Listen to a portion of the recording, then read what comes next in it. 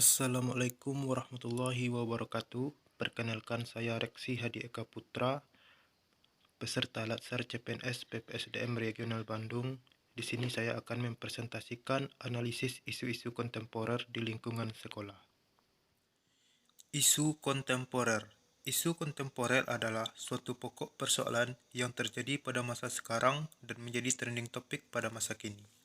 Isu kontemporer ini dapat berkembang karena banyaknya masalah yang timbul akibat berkembangnya teknologi yang tidak disertai kesiapan individu yang mengalaminya.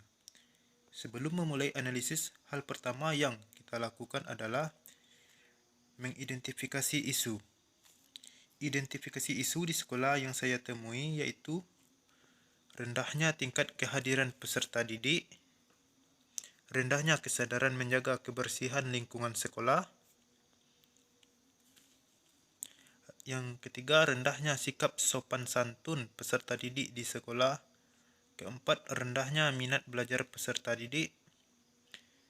Dan rendahnya kemampuan peserta didik dalam mengerjakan tugas yang diberikan guru melalui pembelajaran daring maupun daring. Penetapan isu dilakukan melalui analisis isu dengan melakukan penetapan kriteria. Di sini saya melakukan dengan teknik USG. Metode USG adalah salah satu cara menentukan urutan prioritas masalah dengan metode teknik scoring 1 sampai dengan 4 dan dengan mempertimbangkan 3 komponen dalam metode USG. 4 yaitu sangat besar, 3 besar, kemudian 2 sedang dan 1 kecil. Dan dengan mempertimbangkan komponen USG yaitu urgency, seriousness, growth.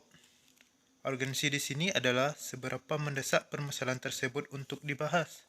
Seriousness yaitu seberapa serius isu itu untuk dibahas terhadap akibat yang timbul jika terjadi penundaan. Growth yaitu seberapa besar kemungkinan memburuknya jika tidak segera ditangani. Dari hasil analisis USG ditemukan skala prioritas berupa rendahnya kemampuan peserta didik dalam mengerjakan tugas yang diberikan guru melalui pembelajaran daring maupun daring.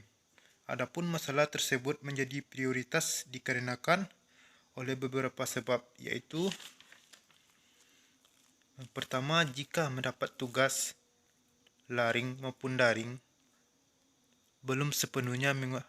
peserta didik belum sepenuhnya menguasai materi tersebut. Saat mengerjakan tugas, hanya orang tua yang terlibat tanpa meminta pendapat anak tentang hasil jawaban dari tugas tersebut. Orang tua hanya fokus membantu anak menjawab soal agar mendapatkan nilai tertinggi tanpa memperhatikan apakah anak tersebut sudah paham atau tidak. Ada beberapa orang tua yang tidak menamping anak mengerjakan tugas dengan alasan bekerja, sibuk, maupun hal yang lainnya. Yang terakhir, kurangnya komunikasi antara orang tua dan wali kelas dalam pemberian tugas. Beberapa hal yang saya sebutkan tadi bisa saja menyebabkan permasalahan lanjutan saat melaksanakan proses belajar mengajar. Karena guru tidak bisa melihat secara langsung sampai di mana kemampuan siswa-siswinya dalam mengerjakan tugas. Sehingga akan menjadi kendala jika melanjutkan ke materi selanjutnya. Salah satu cara mengatasi permasalahan tersebut adalah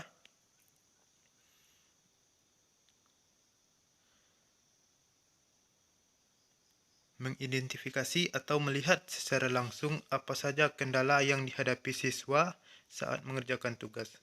Salah satu cara yang dapat dilakukan adalah dengan berkunjung dan bertemu secara langsung dengan orang tua atau wali dari siswa maupun siswi guna melihat atau memperhatikan kondisi saat siswa di rumah.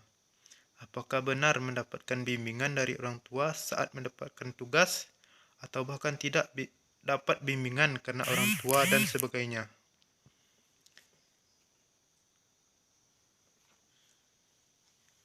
Rekomendasi dan strategi penanganan isu. Yang pertama, pendidik menyiapkan perangkat pembelajaran yang lebih menarik dan simpel agar siswa tertarik mengerjakan tugas di rumah.